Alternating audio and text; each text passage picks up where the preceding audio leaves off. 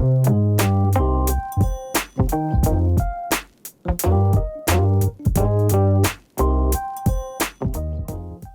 Rebels, my name is Matthew Barton. Welcome to the Rebellion Brewing Podcast. Ryan and Theresa Moncrieff opened Rafter R Brewing in the middle of the pandemic, just as restrictions and uncertainty rocked the entire world. But they came out swinging, earning rave reviews for their beer and a medal for their Rauchbier at the Canadian Brewing Awards. Today, I'm sitting down with Ryan to talk beer and what's next for Rafter R. So let's get into it.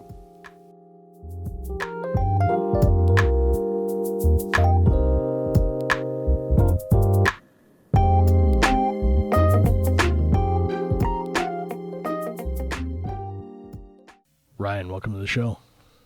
Thank you, Matt. Thanks for having me. Good morning. Good morning to you as well.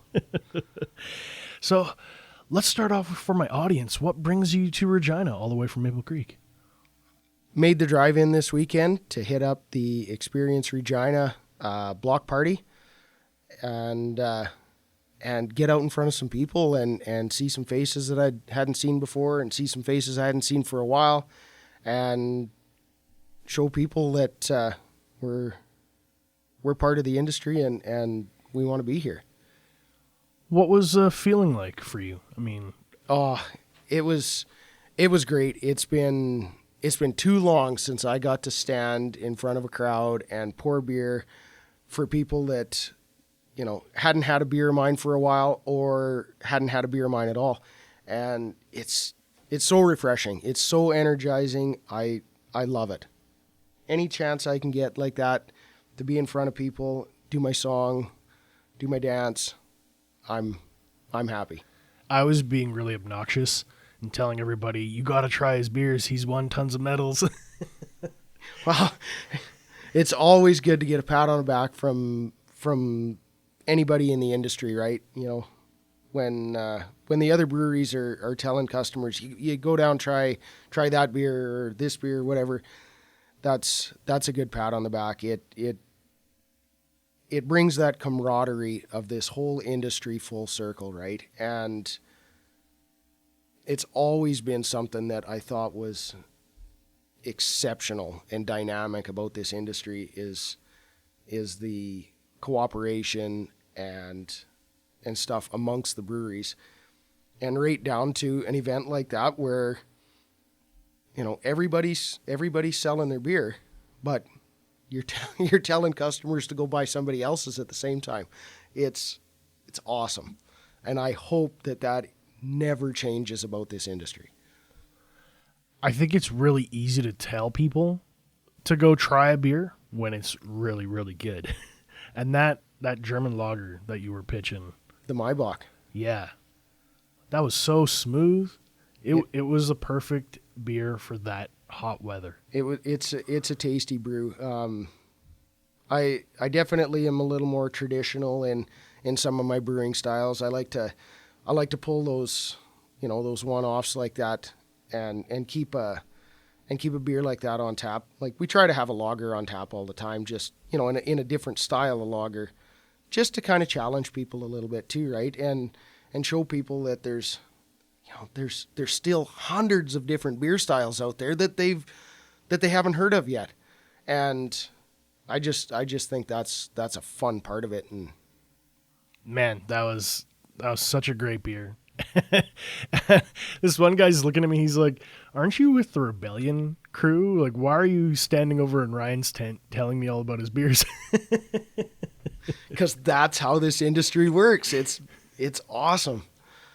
It was good to see you. And much appreciated. It was good to finally meet you in person after so long. I was looking back at the old notes for the podcast. I was like, wow, it's been almost 2 years since we last talked. That's exactly it. I was thinking about it when you mentioned doing another episode, and I thought, man, that was a Zoom call, and I remembered setting up to do it, and I was like, that's like a year and a half ago now at the bare minimum, just remembering which place I was in Maple Creek when we did that. So we were in our first rental house there, and so I think your concrete might have been still curing.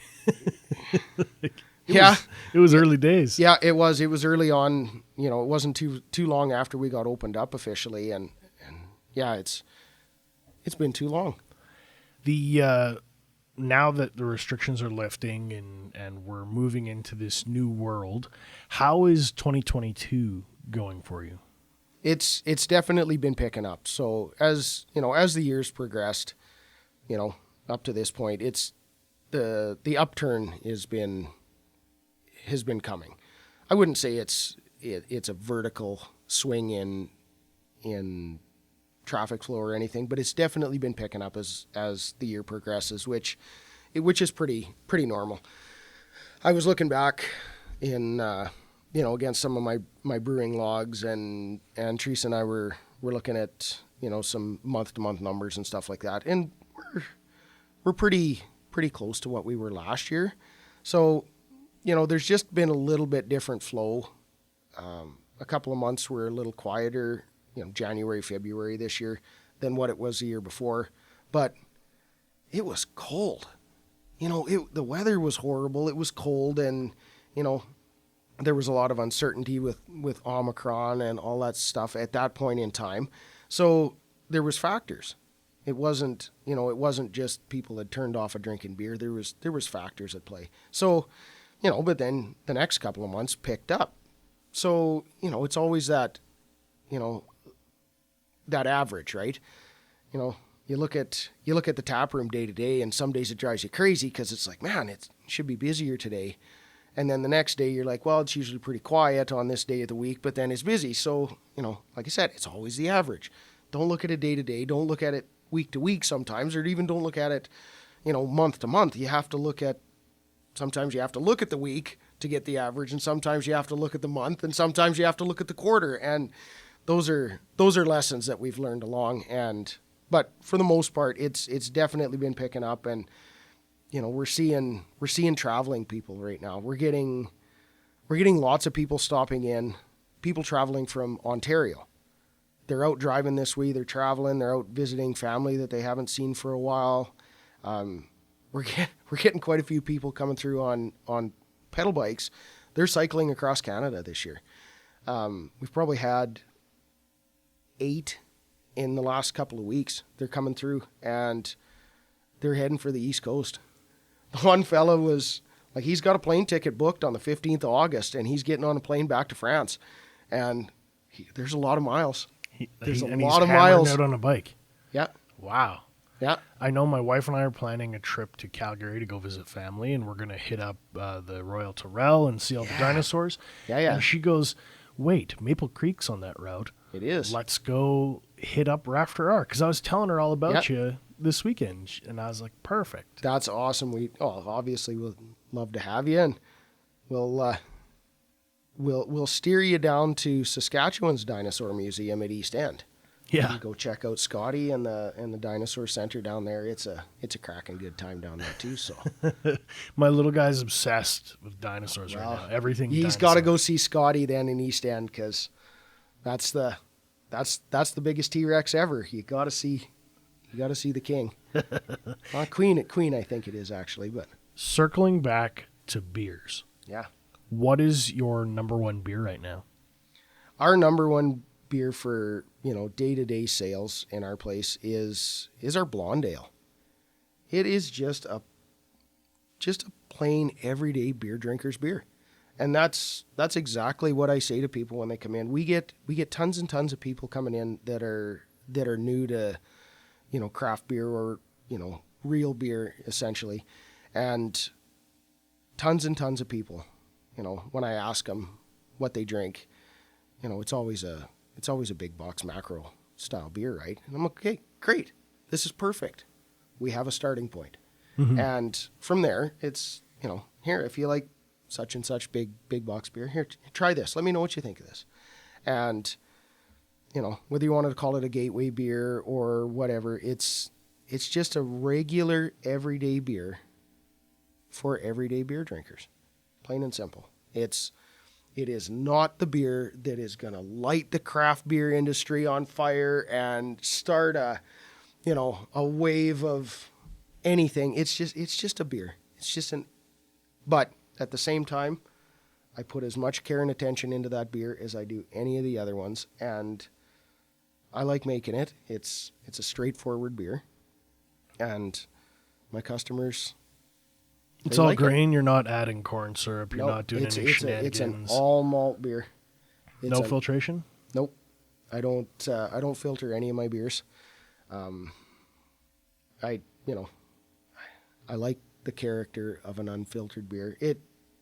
It's usually a pretty clear beer. The yeast, drops out nice on it, and you get a nice looking pint. And like I said, our customers are good with it, and it has been a gateway beer for a lot of our locals. And we've got one customer there. That's his brew. You can pretty much just pour it and set it on the counter when he comes in, right? We did a collaboration brew with Better Brother in Saskatchewan a while ago, and we did a Schwarz beer. Mm-hmm. And Jeff and I were back and forth on a few things and some recipe, and he brewed his version in-house, and I brewed my version in-house. We did a bit of a home and away collaboration brew, right? Because of some restrictions and stuff that were on at the time, and COVID sucks, man. Yeah, you know what? That was the thing though.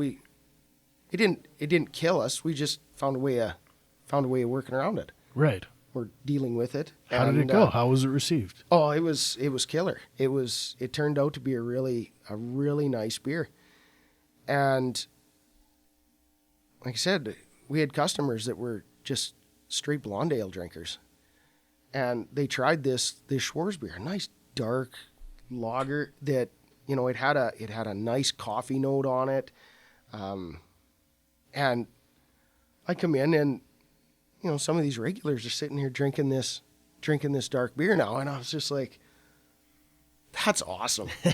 I love it. I love seeing people step out of their comfort zone like that and find something that they like. So, like I said, there's there's other beers that I put up on the board there that they try, but they don't care for them. That's good. Leave them for somebody that does. Somebody else will come in and drink it for you. So, I have one friend, and his rule of thumb is he has one favorite beer. He always gets Zilla, but he always tries a half pint or a pint of something else first. He's like, I just want to try what's new. What's new? What's the new flavor? What's next? And then he's like, I still got to go back to my Zilla. And that's the beauty of it. And it's like that when you go into the stores, you see all these beers, and 99% of the people that are shopping for beers like that, that's exactly what they do. They'll go pick a couple of things they haven't seen before, so try something new, but you're always grabbing one or two of your go-to. I remember you saying at the block party, you were talking to a guy and you said beer drinkers are the hardest people to convert. Oh, they're fiercely loyal to a brand that they trust and a beer that they know. And so, brand recognition and, customer loyalty like that it's a hard thing to break into when you get, even amongst craft beer drinkers, they've got a particular brewery and stuff, and sometimes they can almost be a little hesitant to try something from another brewery at times, but not as often as the big box drinkers, right? So, but yes, people are fiercely loyal, and they'll, I've seen it in the liquor stores and stuff where they go in with the full intent to try something new today. They've made up their mind, I'm going to try something new.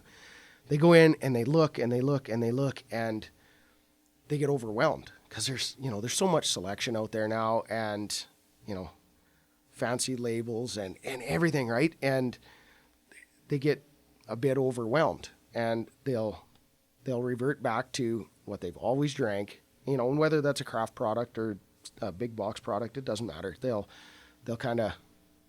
revert back to go grab what's familiar, what they know, and they might pass up the next greatest beer that they've ever had because for whatever reason.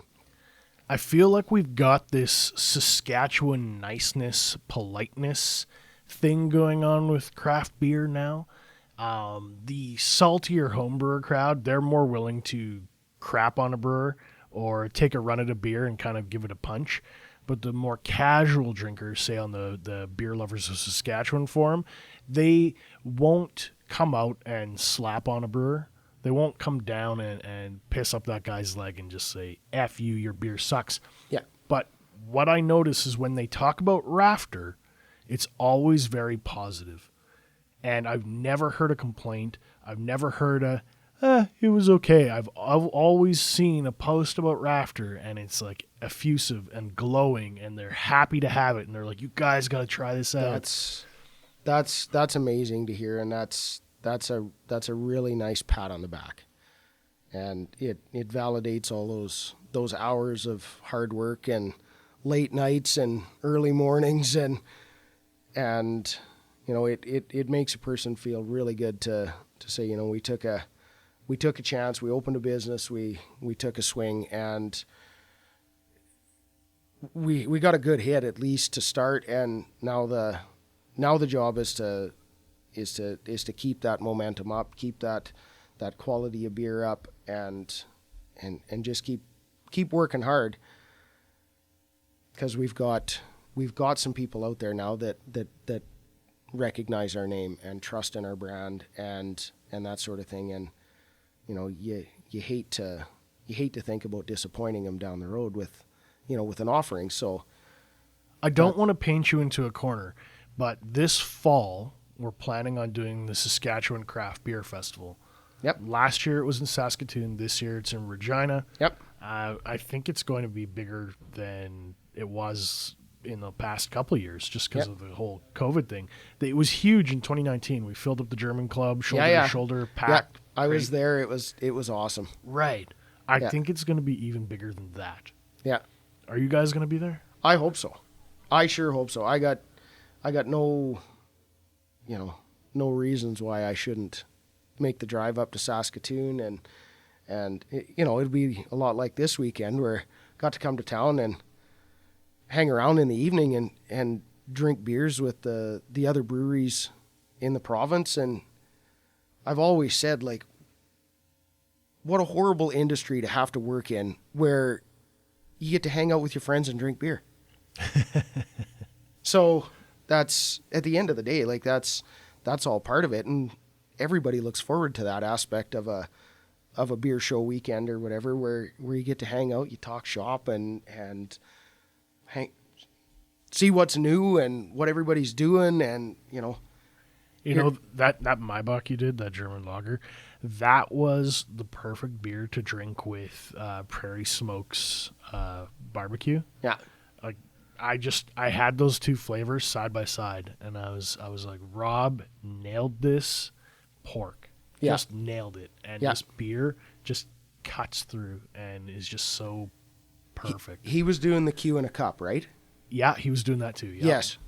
I had one of those Q in a cups yesterday, and that's exactly what I did. I poured a shot of Maibach as well, and I didn't want to go with the Rauch, just maybe too much smoke at the same time. But yes, that Maibach, it sure hit the spot with that.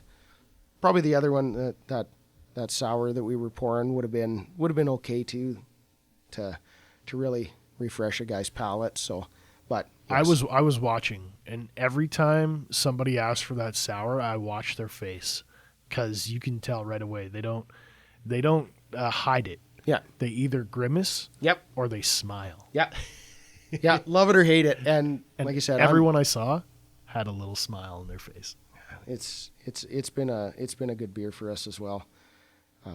We get a lot of traction with that one at the brewery, because we actually do the shots of fruit juice and stuff at the brewery. Right.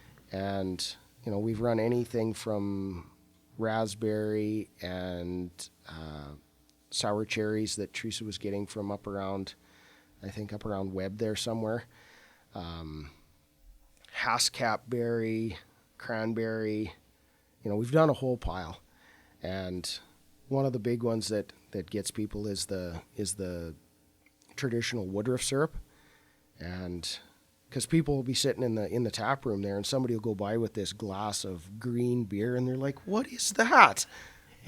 So it's been a great one, and people really, really enjoy that. The versatility of that beer. They can either drink it straight or they can change it up with a different fruit juice and have a couple of different pints, and it's fun for us, and we love it. So I'm encouraging everybody to go to Maple Creek this summer and check out your guys' tap room.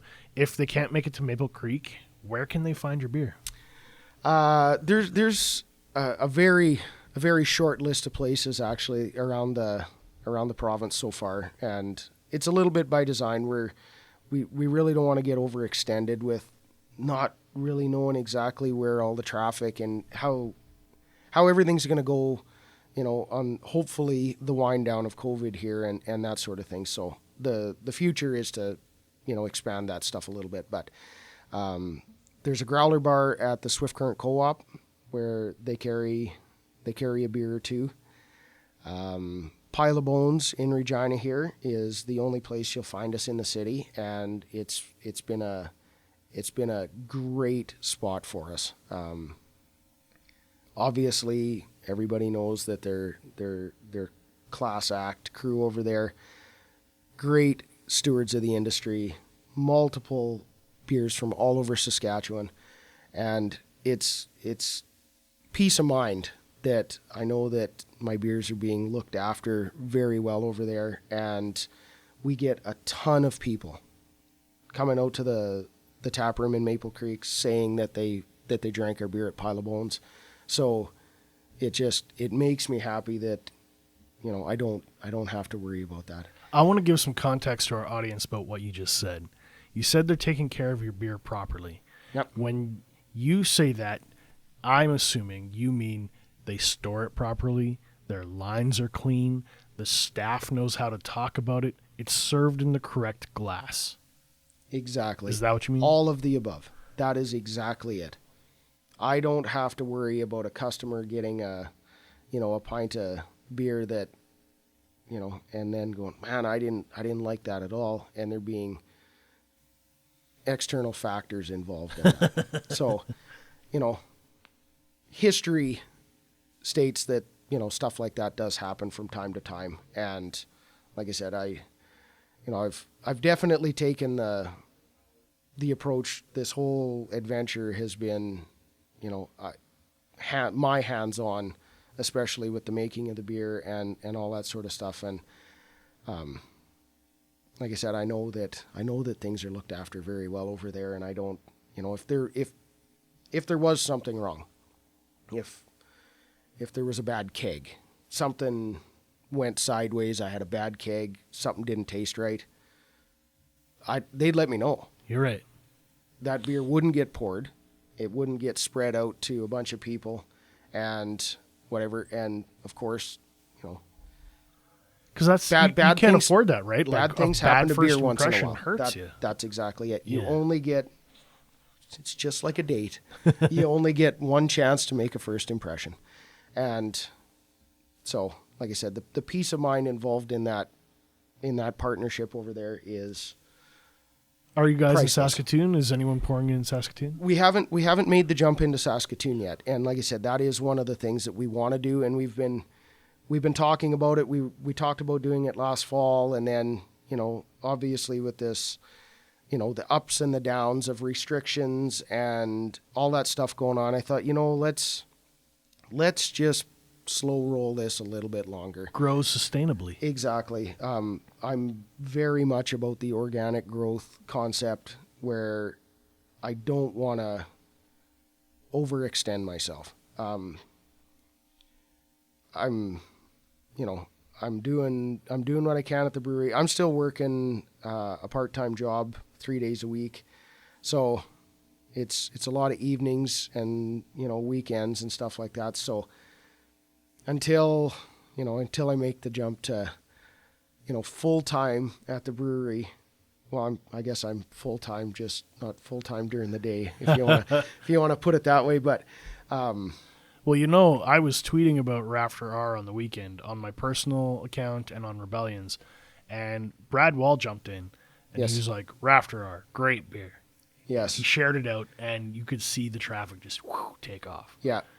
We get Brad popping in. He's an amazing guy. I love the chance to have a chat with Brad. Absolutely down to earth guy, and you know, he stops in and he buys our beer because he enjoys it. Yeah. That's it. He doesn't, you know, he's not buying it as a reason to, you know, to promote anything. And he throws out those pats on the back to us, and it's great. It's a big audience, big footprint. It is, and it's totally unsolicited. He does it because he wants to, and it's amazing. And we've got a few people around the province and everywhere that do stuff like that for us, and it's very much appreciated. That's awesome, man. If somebody wants to come to Maple Creek and you want to have them sit down at your tap room, what is the first beer you think they should try? Oh, that's always a tough one. That's why I asked. I know. Yeah, we keep quite a few different styles of beer up all the time. We've got between 8 and 10 beer on the board all the time, and they're all different styles. So there's a little bit of something for everybody. If you're a dark beer drinker, we've got an oatmeal stout on 24/7. We circulate the dark mild in the mix now and again. Got a red ale that carries some color, obviously. We had that Schwarzbier on. I like to keep a lager. Just, there's so many cool styles of lager out there to try, and so let's throw a few of them out there in front of people. A couple of different IPAs, a West Coast style and a New England style. So if you're into the hops, jump on one of those. If you like a sour, by all means, we've got a few different variations with the syrups and the juices. We can find something that you enjoy. If you're, like I said before, if you're just a regular beer drinker, we'll pour you a pint of blonde. Get that blonde. We'll get you a pint of blonde. But the other thing is, if you're not sure what you want, if you haven't had any of our beers and you want to see what we're all about, we can pour you a flight, and you can find the one you really like or the two that you really like, and heck, if you like them all, that's great. We can fill you some growlers when you're ready to head out. But I don't ever like to put a beer in front of somebody. Here, you got to drink this, and it might be a style that they don't like. So I like to find out what people drink and try to work that experience. And that was part of the whole, being in front of people and getting to help them along that journey and see their reaction. If they're a West Coast IPA drinker and they try a sample of it and they don't like it, that's okay. That's okay. Try the New England, or maybe we'll make a dark beer drinker out of you today. Here's some Oatmeal Stout, right? So there's really no telling what a person's going to like when they come through the door. And if I could blindfold every single customer who came in and give them a taste of Oatmeal Stout, I swear everybody would drink Oatmeal Stout. Yeah.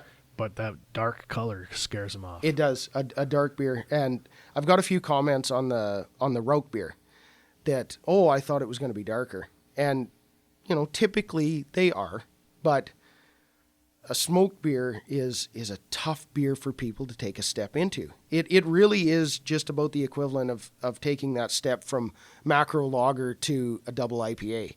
Like it's a completely different flavor profile, and your brain takes some time to catch up with what's going on.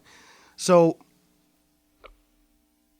to get people to take that step, I kept the color a little lighter. It's a nice golden colored beer, and didn't get too heavy handed with the smoke on it. And I find that it's approachable for people that like a smoked beer. There's enough smoke there to satisfy them.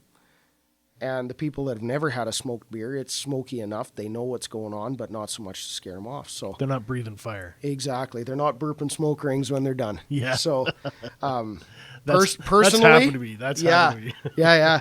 Personally, I like them darker. I like them smokier, but I understand that not everybody does. And one of these days, maybe I'll kick out a Martzen style, nice and dark, and smoke it right up, and push people a little further from their comfort zone and see what happens. And maybe that'll be something that graduates up to the bigger system, and maybe it's something that they don't like, and it gets reserved for the brewer. Brewer select. Exactly. Well, Ryan, I want to thank you for your time today.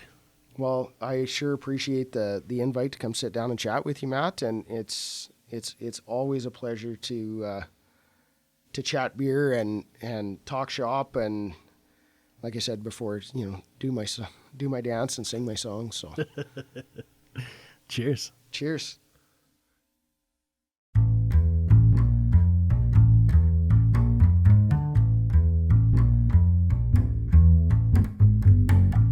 Rebels, thanks for listening today. If you have any questions or comments about this episode, be sure to join us on our brand new Facebook group page, the Rebellion Brewing Podcast. I'm going to include links in the show notes to all things Rafter R Brewing, so you can find them online.